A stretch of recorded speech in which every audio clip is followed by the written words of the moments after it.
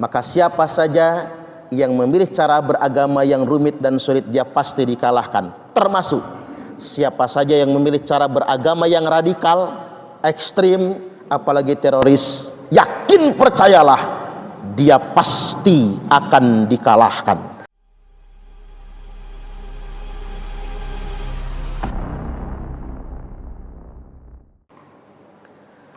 Islam ini adalah agama kemudahan, dikarenakan pada dasarnya agama itu diwahyukan oleh Allah untuk memudahkan urusan umat manusia, bukan sebaliknya untuk menyusahkan.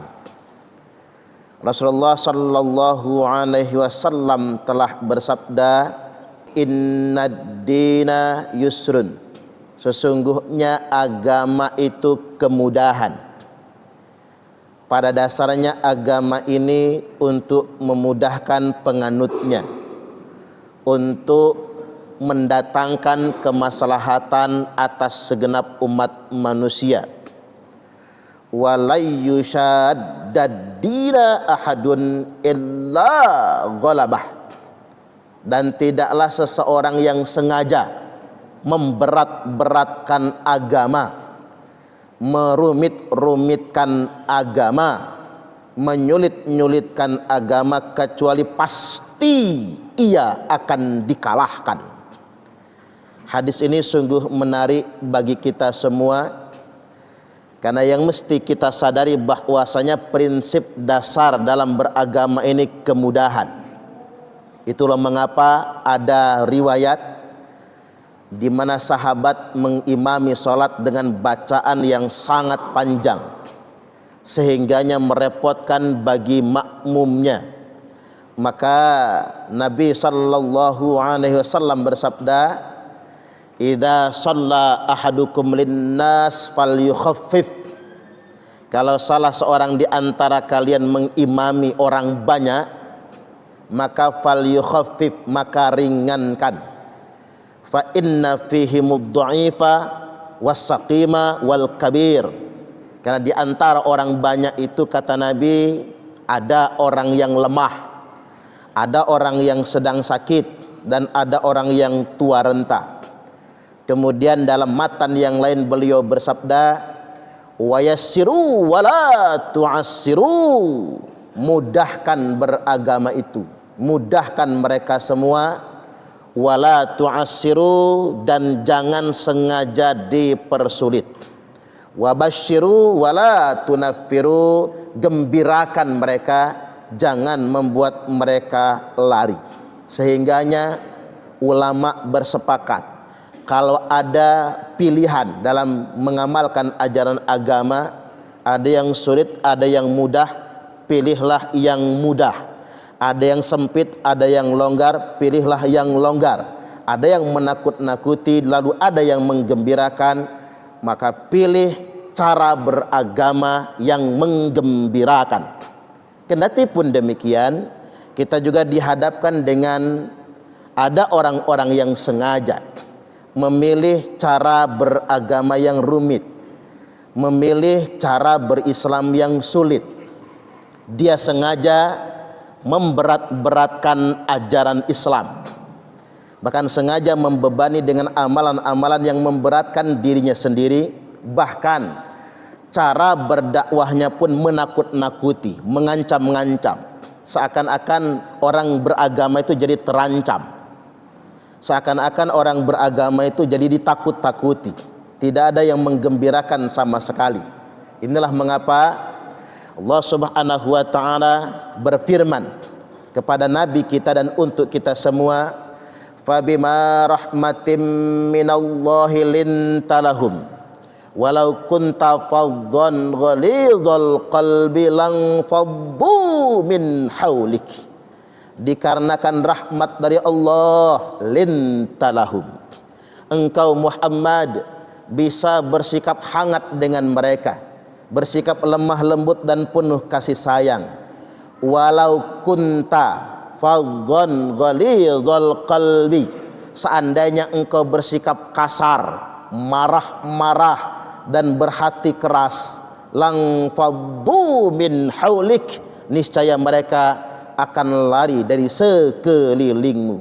Artinya memang jangan memilih cara beragama yang rumit, seakan-akan untuk masuk surga itu sulit sekali. Akhirnya orang awam beranggapan alangkah sulitnya untuk mendapatkan ridha Allah, alangkah sulitnya untuk mendapatkan surganya Allah. Padahal orang yang sengaja memberat-beratkan agama, illa ghalabah, dia sendiri yang akan kalah. Tidak dikalahkan oleh siapa-siapa, yakni dikalahkan oleh agama itu sendiri.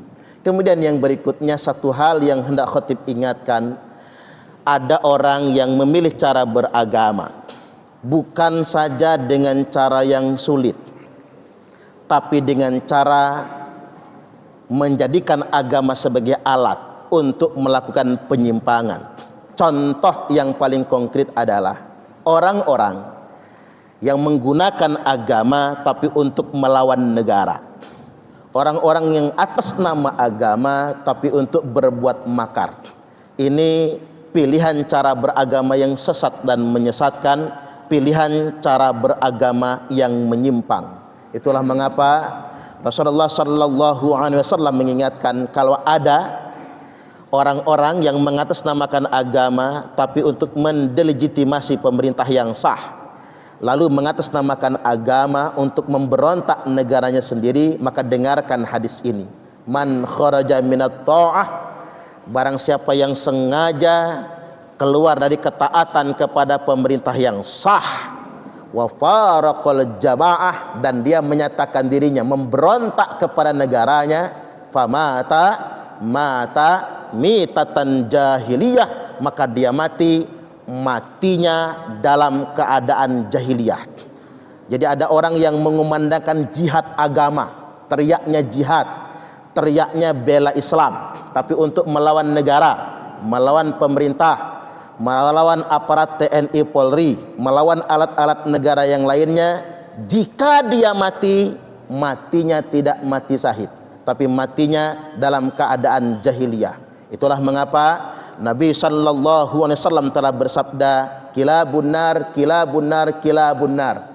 Orang-orang yang mati dalam keadaan melawan negara dan pemerintah yang sah, mereka adalah anjing-anjing neraka. Syarru qatla tahta adimis sama, seburuk-buruknya kematian di bawah kolong langit itu adalah mereka. Wa khairu qatla man qataluhu, dan sebaik-baiknya kematian adalah yang gugur ketika perang melawan mereka semua. Kesimpulannya jamaah Jum'ah, Islam adalah agama yang menggembirakan. Islam adalah agama yang mudah.